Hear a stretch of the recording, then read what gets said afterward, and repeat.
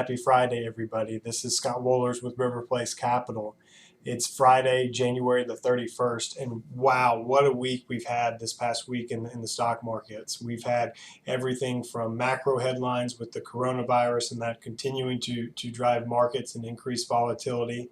We've had GDP numbers for the fourth quarter come out, as well as the annual quarter or GDP numbers come out. We've had a Fed meeting this week. We've also had the busiest week of earnings season upon us.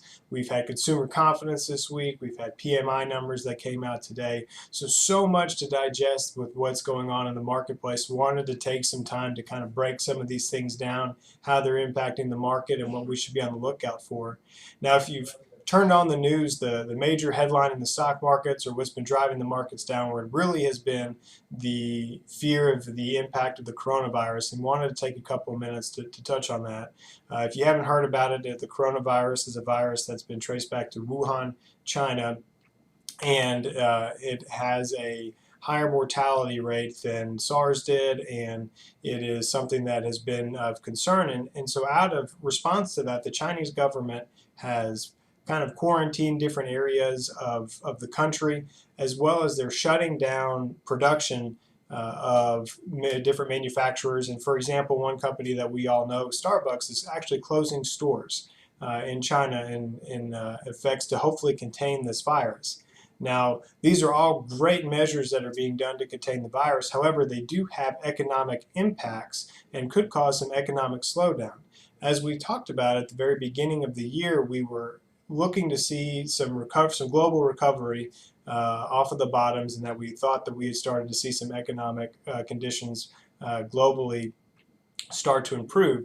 Now, one of the negative things that can happen with a virus like the coronavirus, or one of these big time health events, is it puts a brake on the economic recoveries or the economies as a whole. Could impact everything from Apple suppliers to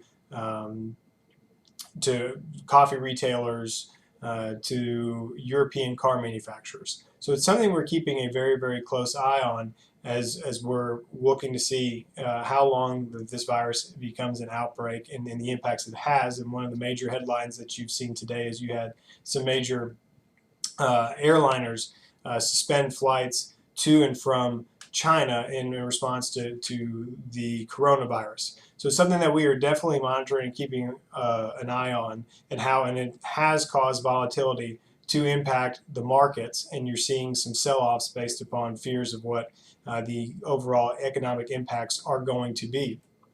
On the flip side, we've also had the busiest week of earnings this week, and wow, we had some phenomenal numbers from a lot of our larger companies, as well as many other companies are producing great earnings, and we're seeing that reflected in the market. However, it's being overshadowed by these global economic fears with the coronavirus. At the same time, we also had consumer confidence come out at all-time highs this week. We had a Fed meeting where the Fed decided to leave rates unchanged and are going to continue to be accommodative to the market, as well as we saw PMI numbers come out this morning. And we are on top of everything that's going on in the marketplace. We talked about possibly seeing a switch this year from growth to value. With these macroeconomic headlines with coronavirus, we are not seeing that coming to fruition, where we would need good, strong economic conditions for these value stocks to come into play.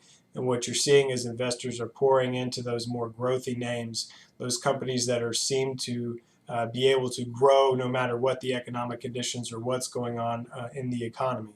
So we are starting to see momentum pick up into those sectors.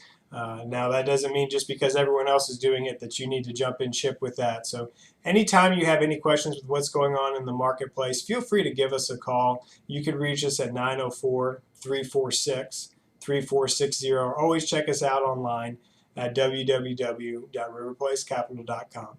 I hope everyone has a wonderful weekend, and thanks so much for checking in.